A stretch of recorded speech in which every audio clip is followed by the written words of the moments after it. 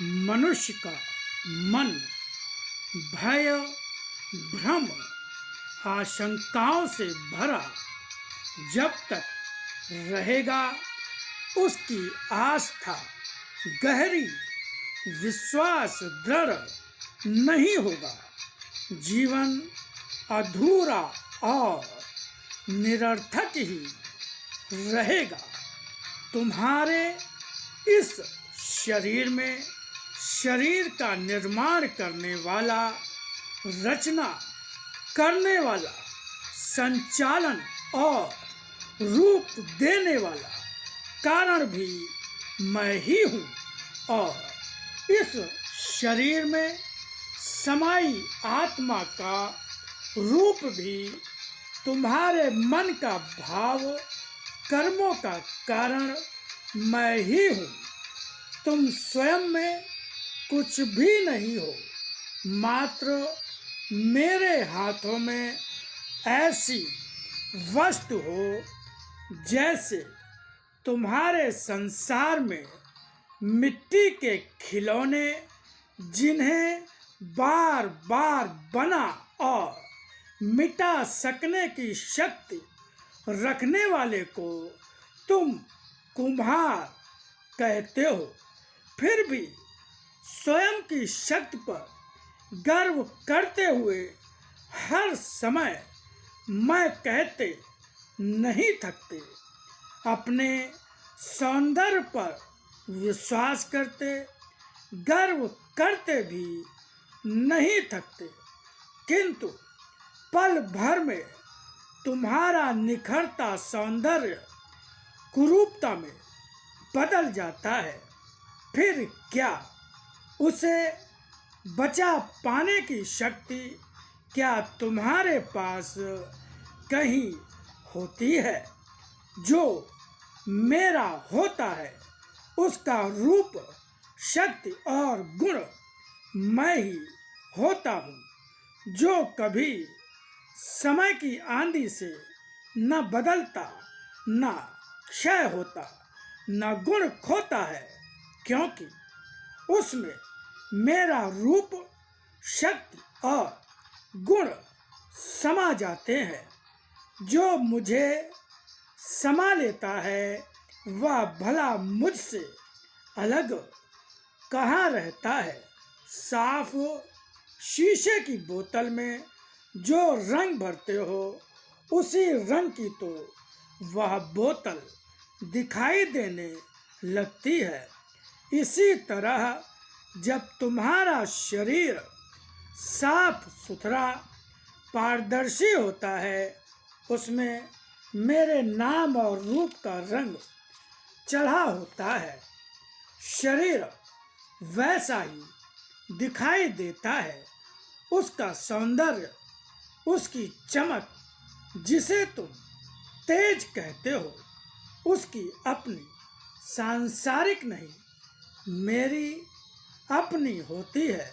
और मैं जहाँ भी हूँ वह न तो क्षय होता, न गलता, न पिघलता है। मैं तुम्हारे स्पर्श से भी परे हूँ।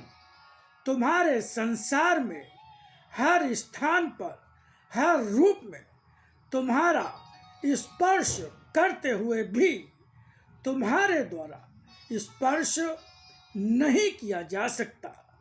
तुम्हारी भक्त ने तुम्हें मेरी पहचान ही नहीं दी। फिर जिसकी भक्ति करके उसे ही नहीं जान सके, उस पूजा या भक्ति पर दंभ करने का लाभ ही क्या। इसलिए कहता हूँ कि स्वयं को संसार भर का कचरा दान न बनाओ।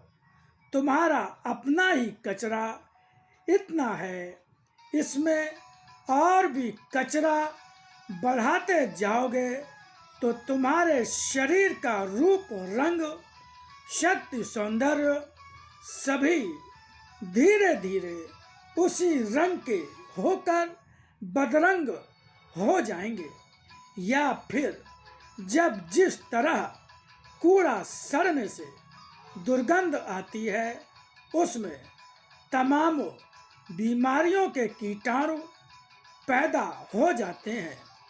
तुम्हारे इस शरीर में भी कचरे के सड़ने के कारण ही वे कीटाणु पैदा हो जाते हैं, जिनके कारण तुम बीमार कहलाते हो। तुम क्या हो, यह तुम्हारा संसार और परिवार तुम्हें भले ही न समझ पाए, मगर मुझसे तुम्हारी स्थितियां छिपी नहीं रहती।